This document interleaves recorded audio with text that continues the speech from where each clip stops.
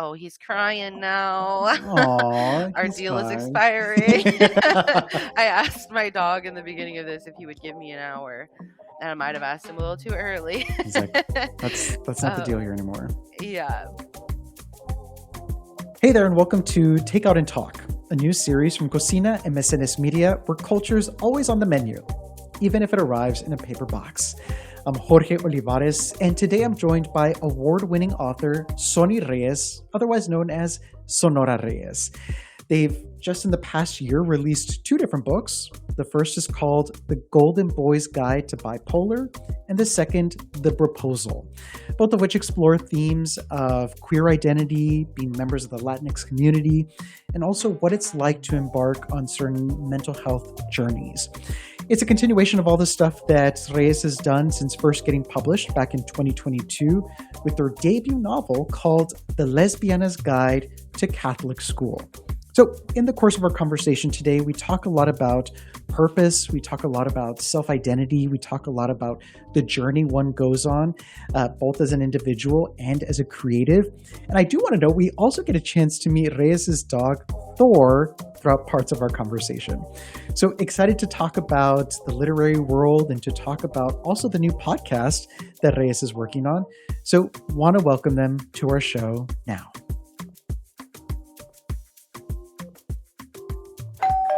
Well, I'm excited for us to have this conversation. One, because I'm a fan of your work and I've been wanting to make this happen for a while now. Two, I just love talking to other Mexican-American identified folks because like there's a secret language that we speak, Yeah. just like 100%. in our eyes, in our bodies, in our just like overall language. So thank you for not only meeting me for the first time in this very innovative, like thanks to technology way, but two, that you're willing to eat with me, which I know can be a very personal thing for some folks. So thanks for being open to that. And I'm like being, always open to eating. Definitely that. And my favorite thing is sharing food with people, like, and virtually or in person. It's great. I feel like it's like a very, I love language, like sharing food. yes, I've always said that food and drink are my love language. And I think the thing that is most exciting about eating with other Latinx folks is there's that sensibility there. It's Yeah. like, all right, this is a communal effort Yeah. where we're all going to be enjoying ourselves. And so Exactly. to enjoy yourself today, what did you bring to the table? Okay, so I have Firehouse, which y'all were so nice. Should I show it? Yeah. Okay, so this is I can't really see what you're seeing currently because this is my that's a cookie, a Ruffles, and oh my God, I can't even I'm trying to hold my there we go. A meatball sub. Dang. I'm so excited. That looks so good. If I I saw know. properly on the website, was it started by firemen?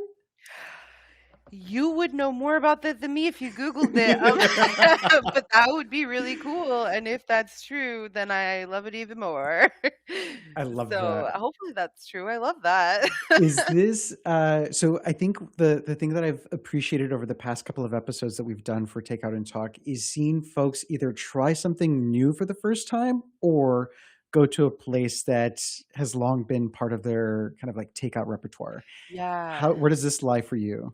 Okay, so I'm not gonna lie, I was like thinking a lot about how expensive it was gonna be because I don't know.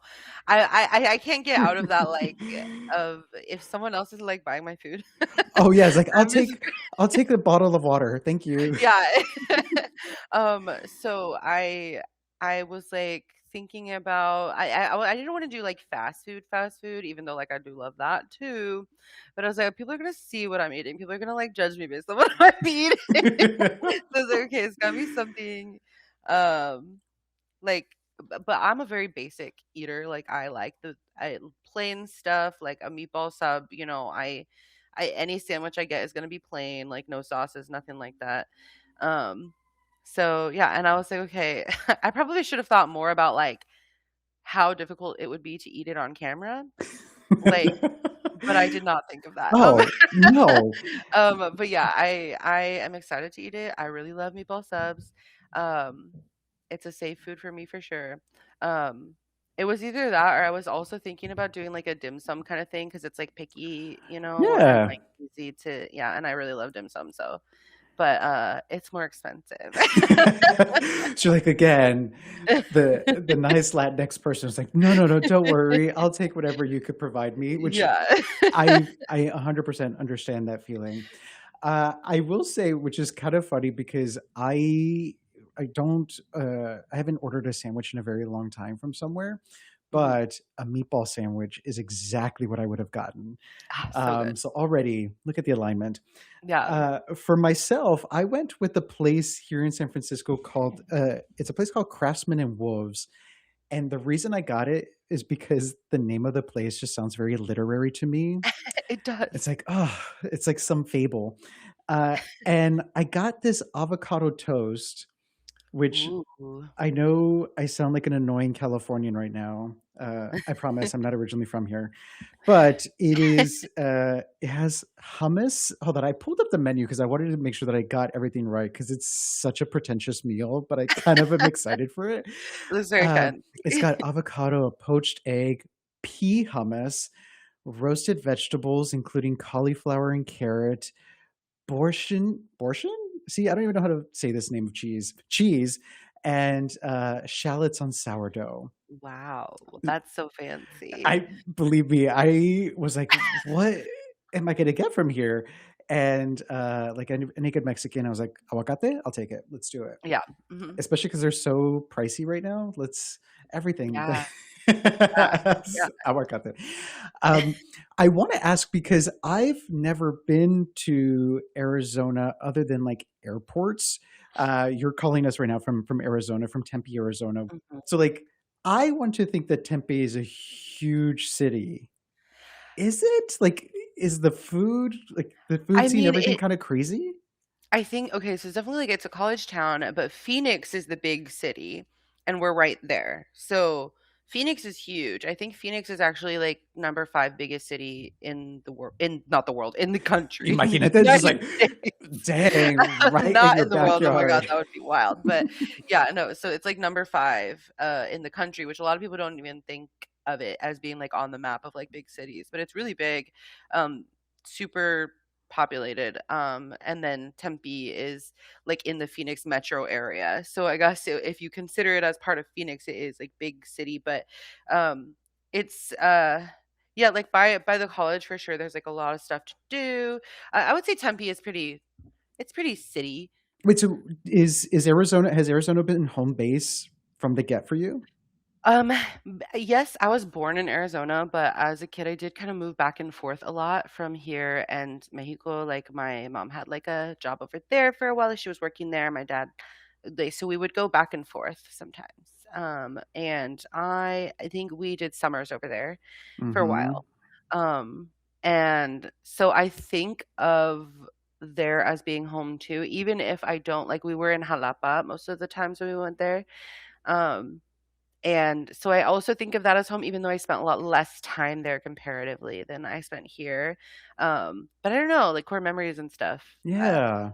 But yeah, I was born here, and um, I do love Arizona, the desert. Mhm. Yeah, When you think about sort of just environment, because I feel like the thing that I've noticed talking to a lot of other creatives is you clearly a lot of that comes from your environment and being exposed to certain things, seeing other people do kind of the things that you wanted to do later in life. What was the cultural scene like for you kind of bouncing back between Arizona and Mexico? yeah. I think a lot of people who go back and forth, um, in my experience, the people that I've known who are also doing this, a lot of people have it like they'll be like in Mexico they're like rich and then here they're like poor. Mhm. For us it was not like that.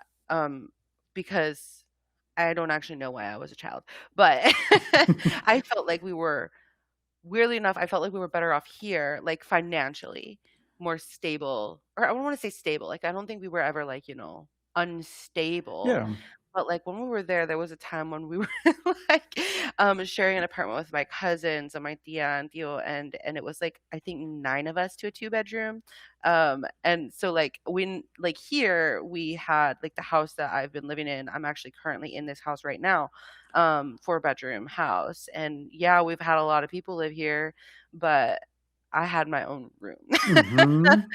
So, even though, yeah, so I always felt like there was more space here, but I think that's just, like, my parents are very, very exceptional people, like, they both are extremely smart, like, both got, like, full ride scholarship. My dad, like, at 8 or 10 years old or something, invented a way to, like, turn air into water to, like, make water from nothing, like, they're very, very exceptional people, so I think because of that, they I mean, they kinda had to be able to, like, make a life here and do what they do.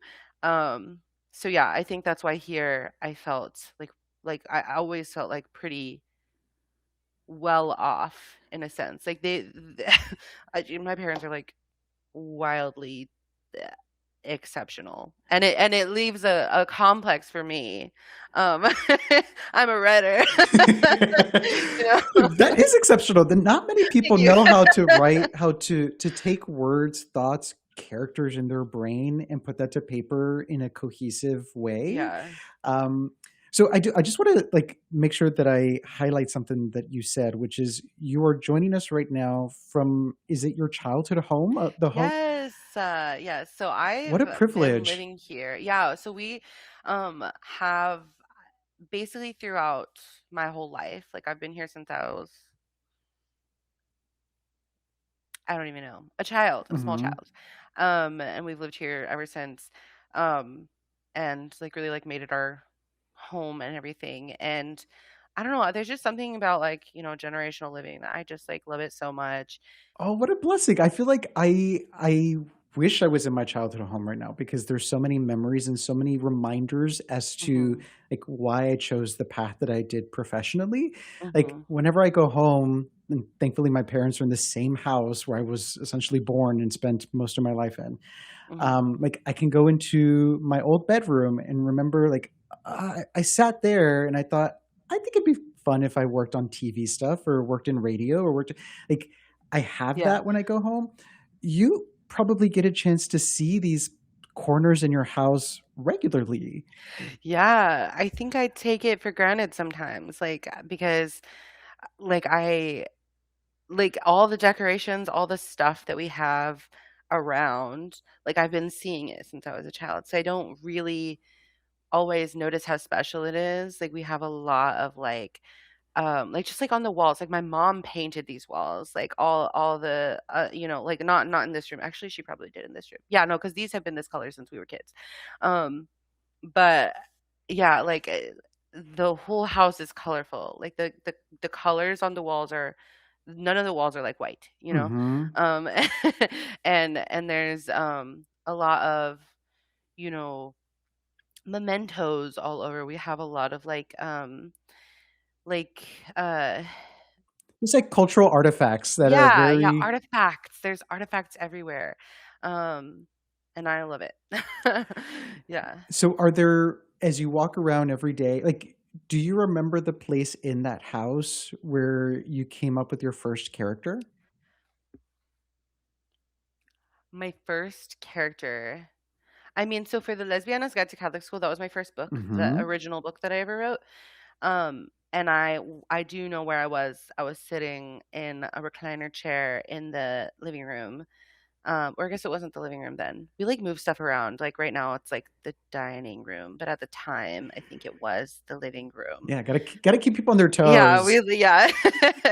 um, but yeah, so I was just sitting and on my laptop because this is like totally a story no one asked for, but like I used to work super super early mornings, and I would be done with work at like 9:30 in the morning, so I'd have the whole day, and I would come and I wrote a lot of fan fiction, and it was like the best time ever because I was just like in my own world doing fandom stuff, writing fan fiction all day and like being on Tumblr and stuff, and it was super fun.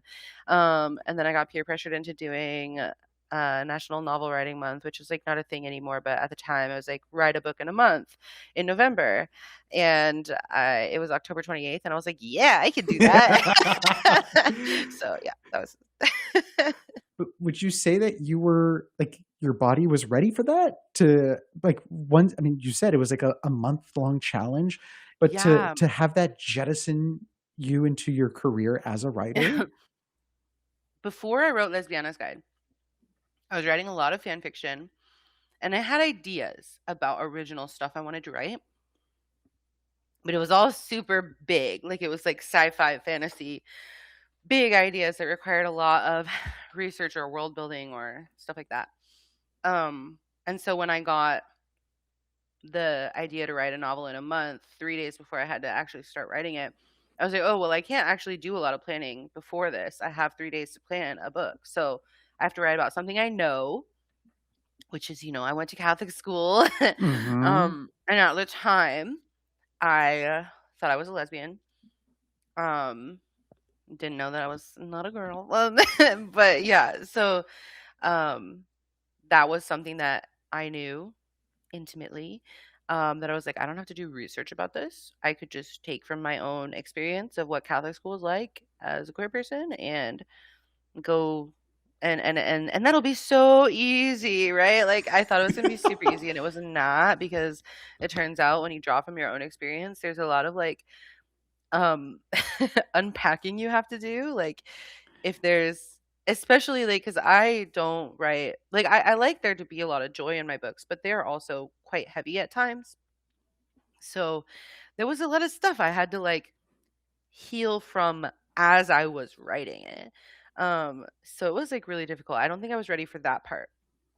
I Mhm. wasn't prepared for the quote unquote research of the book to be like, I have to unpack my trauma and heal from it and process it in order to write this accurately. Yeah, no kidding. I feel um, like there's that adage of you should write what you know. It's like, okay, I guess that mhm. helps the process a little bit better.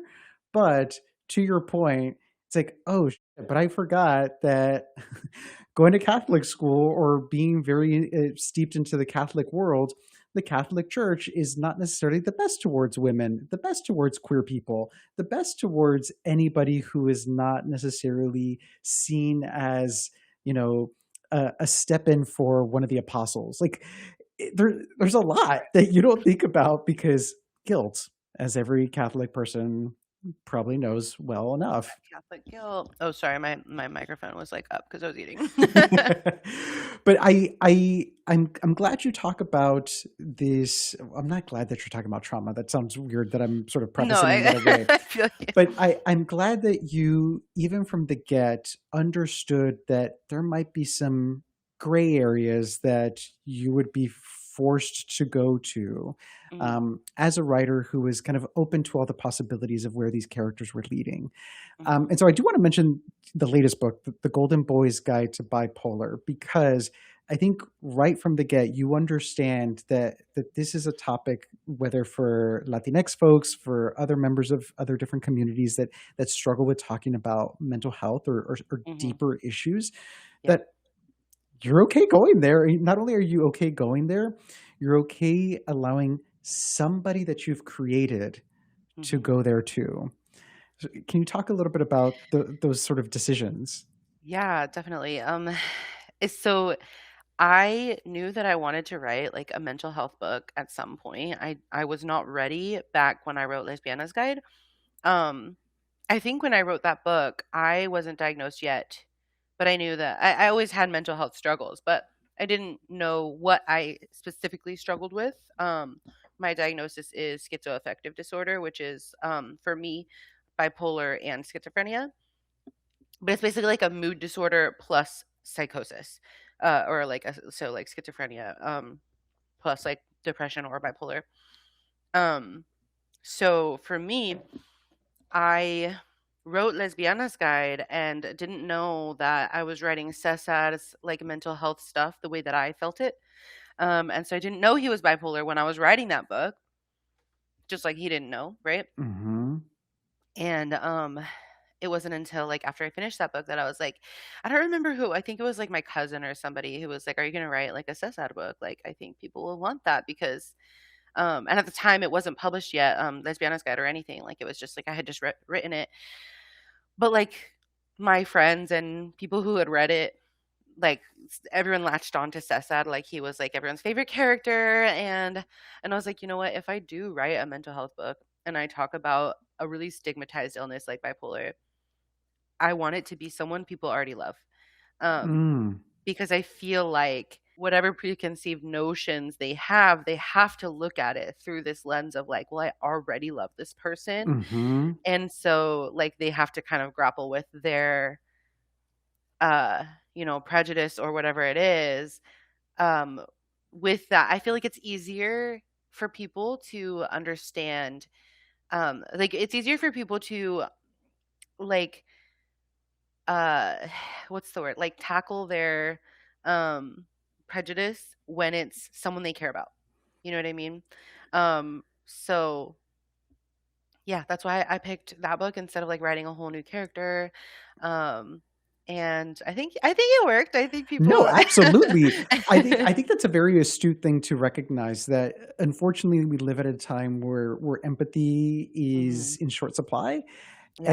And sometimes the easiest way to empathize is to recognize. And when Yeah. you recognize somebody either in your life, recognize some characteristics within yourself, you're like, oh, I Yeah. can understand and I can totally, see what this person's journey is like.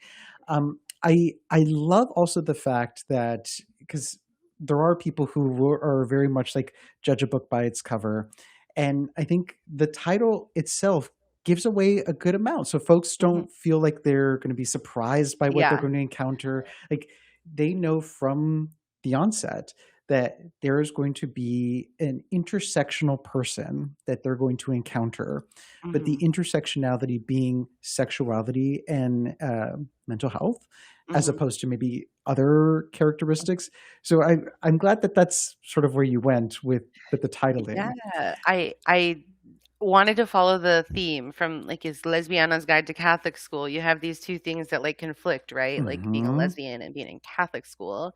So a lot of people were saying, "Oh, it should be like the bisexual's guide to bipolar or something like that because he's bi."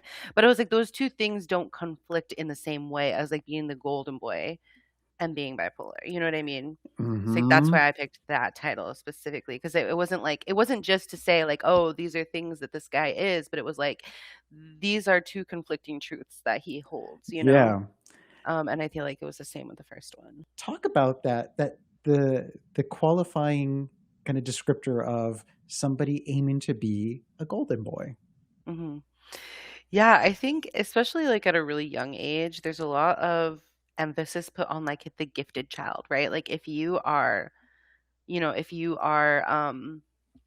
good at school specifically Hmm. early on, that's something you hold with you forever. And it's this pressure that like never goes away. So like for Cesar, like he was always very good at school. Like he was always very smart on like a book level, like on a school level. Like he knew how to like he has like photographic memory, like he can easily pass a test without studying, like that type of thing. But that doesn't really translate necessarily to having your shit together. Yeah. You know what I mean? Like he and I think it actually does is like counterproductive when you aren't allowed to be bad at stuff, you know? So that's why he has this whole like poetry thing that he doesn't tell anyone about. Because Jamal is the poetry one. Jamal is the love interest. Hmm. Um, and Jamal does poetry, and Jamal can be good at poetry, right? But Cesar, nobody knows that he likes poetry, and he doesn't want them to know because he wants to be bad at it. He wants to be allowed to be bad at something, or he wants to not know if he's good at it, So he doesn't share it for a really, really long time. And I think, yeah, I wish we were allowed to be bad at stuff more. Like, I wish there was less No pressure to like kidding.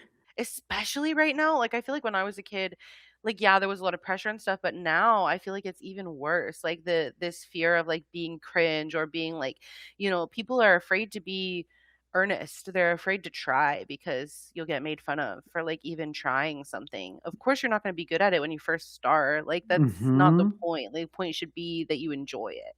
And that's why I think for a long time I was writing and I was doing fan fiction in a dead fandom. Like I was in the Young Justice fandom in the 10-year gap between season 2 and 3. Like there was nobody in that fandom. Like there was like 5 people reading my You're like, fics. but I'll be here. Yeah, I was there, okay? I Mm-hmm. was and I loved it. I loved it so much. The like 2 comments I got were like gave me so much joy. And like I didn't need actually didn't want like that um I guess external pressure of like is something people want from you. Because there was only like 2 people in the fandom. I mean, actually I shouldn't say that. There was like a good amount for such a dead time in the fandom, but like, it was a tight knit group of people. Like that we Mm-hmm. were all obsessed and shouting into the void about it, you know? See, but this is what I love about the kind of community work that we do, which is not only do you find your people, but you find those people and talk to them in the way that you know they want to be spoken to, because that's how you want to be spoken to. Yeah. And like to know that I'm going to fast forward a little bit because you went from the lesbiana guide to Catholic school. You did that in that month-long challenge. This year, well, I'll say this past year in 2025, you released 2 books, not just I did. one. Like, so, like, not only have you found your space, but you found your voice to be able to communicate that to others. Talk about like being able to do that, because the other book earlier in 2025, was The Proposal, which is about some friends who find themselves in a particular situation where maybe real feelings get kind of uncovered. Who knows? Um, but that sort of emphasis to really put yourself to your craft and produce in ways that feel comfortable to you. Yeah, I it's so wild to me that like because it feels like things are going really fast right now. Because I had 2 books in a year. Um, but the proposal, I was working on that for a really long time. I wrote that book in 2019 and I revised it for so long. It took so long to get it right. Um, and so it feels like now that it's like coming out and then I had another one come out right after or right after like 8-9 months after, but it's still that's really fast to me because Lesbiana's Guide came out in 2022 and then a year later I had the Lucy with Survival Club, and then in 2024 I didn't have any books out, and then 2025 I have 2 books, and then 2026 I'm hopefully gonna have one. I mean, well, I shouldn't say hopefully, like it's gonna happen, I just haven't announced Put it. into the universe. It's Yeah, happening. and then, like, so hopefully I'll have, like, a book a year at least, unless I, like, need some time, but, which is fine if I need to take some time.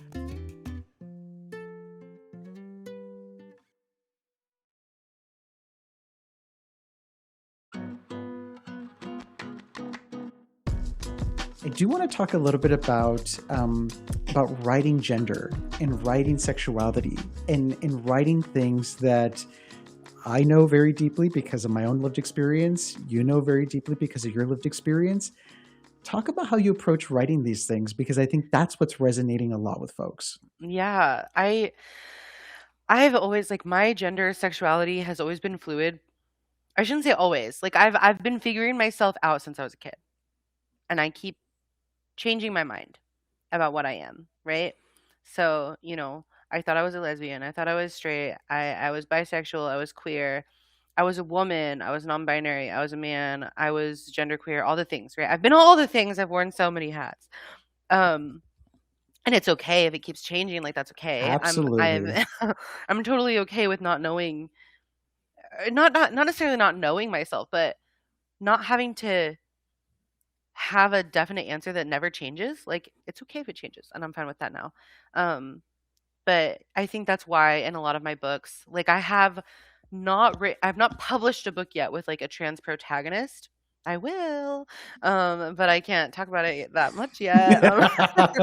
But I think that's why like my main characters are not all, like I have, my first 2 books with like girls, And then the Broposal has two male protagonists, and the Golden Boy's Guide to Bipolar is obviously a boy. Um, my next book is going to be a trans guy protagonist. I'm going to have, and I think I'm just going to keep, I really like the idea of just kind of like having a bunch of different types of, genders and sexualities represented in my books, because I don't always know what I am. And sometimes I feel like I do. And I felt like it was really interesting that in the Lesbiana's Guide to Catholic School, like that felt like something that I experienced. Like I felt like I was yummy when I was in high school, you know? But the proposal, like Kenny and Han feel a lot more authentic to how I feel like I am today, now as an adult. So a lot of people will look at me and see me as like a woman and assume that like Lesbiana's Guide to Catholic School is the one that's more like authentic to my lived experience, which like it is, but at the same time, Broposal, like, I don't have those parts that they've got. But as far as like how I feel as a person, like that feels very true to like I feel like those guys are like very I relate so hard to them. And it's just an interesting thing to like have the way that you're perceived be so heavily on like um Sexual markers. Like everybody yeah, bases your experience based on the sexual markers that they can identify visually. yeah, As soon as I saw this, I knew I had to bring it up with you, okay.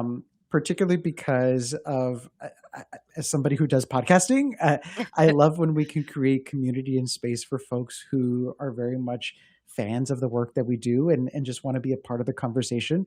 You are hosting a new podcast called I Bitty Bitty am. Book Pod with fellow writer Johnny Villa.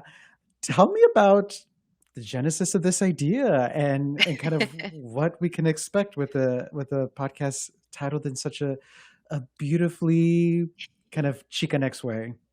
Thank you. I'm super, super excited about it. The first episode should air on February 3rd, so it's coming up pretty quick. I'm really excited but also I was like, this was not supposed to happen because I Why not? had I had an impulsive idea, and I was like, because I used to run QPOC chat on Twitter, and then after that it turned into BIPOC Cutie chat on Blue Sky, and I was, like, really missing that, sense of, like, community between, like, queer and trans BIPOC writers, um, and I was like, "I miss that," but there's not really any equivalent to Twitter that feels like how Twitter felt, with that chat, um, and so I was like, "Well, wouldn't it be cute to start a podcast and just talk to people who are like, queer and trans BIPOC authors, um, and talk about publishing from that lens and basically have like everything about the podcast to be like celebrating those stories, but also talking about like the maybe a little bit uglier truths of like what it's like and what happens behind the scenes." So I'm super, super excited. But the thing is, I wasn't supposed to do it. I texted my group chat. I texted a couple people too. And I was like, someone tell me I do not have time to start a podcast. And then freaking Johnny Garzavia, who is my podcast partner now, was like, do you need help? And I was like, you can't say that because yes. And that makes it a million times easier, more accessible for me to do. And like now I can't not do it if you're offering to do it with me. Like that's so much more Hmm. fun to do it with someone. And so yeah, Johnny enabled me and, and now we have a podcast. Which is pretty damn cool because I'm really excited. the thing that I try to tell folks, especially when they mention the idea of starting a podcast or like what can they add into the space. And I'm going to say something that I said earlier today, which is this idea of the niche programming. Like if you really want to succeed, it helps talking to the people that Mhm. are longing for conversation and Right. longing for inclusion Mhm. because they think their interests are out in left field or like Mhm. nobody could possibly like what I like or talk about what I like or just be somebody that I am. Yeah. And so to be able to talk from this particular POV and to offer listeners this particular POV is a very exciting thing. So welcome to podcasting. Thank you so much. I'm so excited. I cannot wait. I'm actually like, I think this is going to be exactly what I needed to feel that community again and to just like be excited about books again because like this is my job and I do this so much of my day is spent writing and reading and not necessarily for fun. Like I have to read books for like to blurb them or to Yeah. research or to beta read, to provide feedback, mentorship, all these things like I consider part of my like job. And so just like having a podcast about this that's just like for fun and I can like we could talk about books and I can like kind of rekindle that love for stories for fun. Hmm. Um I'm really excited about that and I think it'll be a great thing. I'm super Yeah. excited. I'm curious because you did mention a little bit about part of what you consider your job being is mentoring Mhm. and kind of filling that void for some folks. For anybody who's listening who's thinking about writing a novel in a month or in weeks or however much time that they have, um, what is like one or two things that you think would set them on the right way? Yes. My first piece of advice is always no advice is for everybody. So whatever advice you hear, like try to get to the core of like why that advice is being given. Don't just take it as like that is, word of God. Because people will say write every day. People will say you don't use dialogue tags or like whatever the freaking advice is. It doesn't matter what it is. But like why are they saying that? So for write every day, they're saying that because it helps to start a habit of writing. You know what I mean? But not everyone can write every day. If you're disabled, if you have kids, if you have two jobs, whatever, like people are busy. You can't always write every day. But um basically ignore any advice that feels like it doesn't work for you. Um and try to figure out a way to like reframe it into what works for you. And then my second piece it's like it is about like community, right? Like find your people and not everybody is super social or likes to be super social. And you don't have to like go and message everyone and be like, I really like you and I think we should be friends. I do that. But you don't have to do that. But like if you are reading stories and consuming media about people that you find yourself in community with or that you want to be in community with, um, I think it's just like important to remember like none of us are in this alone. Like we are all trying our best and whether go out and reach out to people to try to like form like a community, you don't have to do that. But like just kind of like giving support in whatever ways you have available to you. Um and knowing that like for me it feels like it's a full circle thing. Like if you are only talking to people when you have something you want from them, then they're going to see it. They're going to notice it eventually. But if you talk to people because you like what they have to say or you like them or you just genuinely want to be in community with people, they will also notice that. Um and of course there's always room for like people get misunderstood all the time. Like people might assume malintent when there's not any there. But in general, like just be aware of how you're interacting with people, because it's impossible. At least for me, I could not survive in this industry by myself. And I don't know that people would be supporting me as much as they are if we weren't all supporting each other. And if Mm. I were only reaching out when I needed support, you know? So I think about what you need, but also what you have to give as well. But to remind folks, you did kind of tease that there is a book coming out later this year. There But is. how can folks keep tabs of your work? Make sure that they know how to listen to the new podcast once it comes out. Where should Yes. folks go to learn more about everything that you're up to? Oh my gosh. Yeah. So Instagram, I'm on Instagram, I'm on Blue Sky, I'm on Threads. Those are where I would post most updates. Um, Follow me now before I change my name. Before it um, all goes in a completely yeah, different subscribe to my space. newsletter on my website, and I will be sharing the important updates when I can announce that book. It will be on my newsletter. It will be on all my socials. Well, thank you again for one, meeting me for the first time in such a delectable way, and two, sharing your meal with me. I hope that folks get a chance to follow the work that you're doing. Again, the two books that were released within the span of a single year is The Golden Boy's Guide to Bipolar and also The Broposal. Both are available. And if you go to Sonora's website, all of the where you can purchase each of these books, because there's multiple others, Mhm. easily be able to do so. And again, sign up for that newsletter so you can find out firsthand when this new book comes out. But Yes. thank you for your time and for all of the joy that you brought to this conversation, and thank you for Thor. I Yeah, love. thank you, Thor. He's walking in right now as we speak. And yeah, thank you so much for having me. This was so fun. Takeout and Talk is a Cocina and Mecenas media production. It's hosted and produced by me, Xorje Olivares. Special thanks to Mecenas Chief Creative Officer, Sarah North, and its Head of O&O and Audience Development, Laura Del Proyecto. For more Takeout and Talk, visit our YouTube page or wearecocina.com.